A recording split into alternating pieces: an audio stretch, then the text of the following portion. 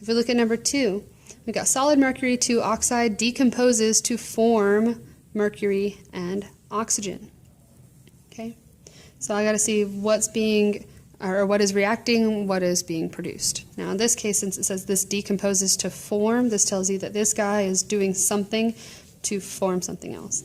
Okay, so mercury 2 oxide is our only reactant in this case. It is decomposing, so, and we'll look at this more in depth in the future.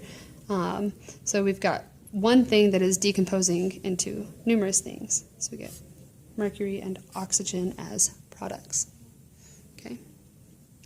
For our mercury 2 oxide, I have to, well, actually, let's go ahead and just do the word equation. So we've got mercury 2 oxide. It says that it's a solid. That's going to decompose to form mercury and oxygen. Okay.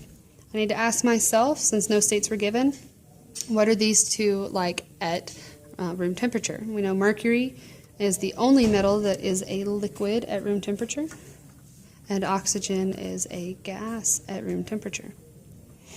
Okay, so that's the word equation. To write the skeleton equation, I have to ask myself whether these are elements or compounds and go from there. So mercury 2 oxide is a compound.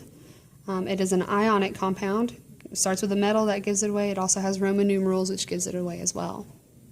Okay, so I have to write the formula, or figure out the formula before I can write it down. Okay, so mercury 2 oxide, I'm going to have mercury with a 2+ charge reacting with oxygen.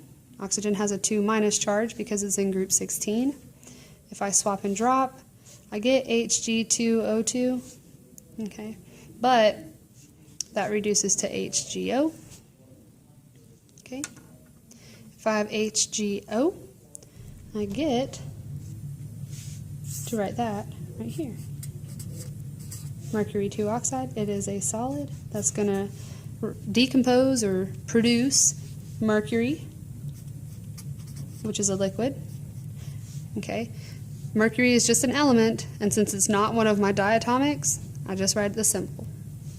Okay, oxygen is an element, it is diatomic, so I have to write O2, and it's a gas.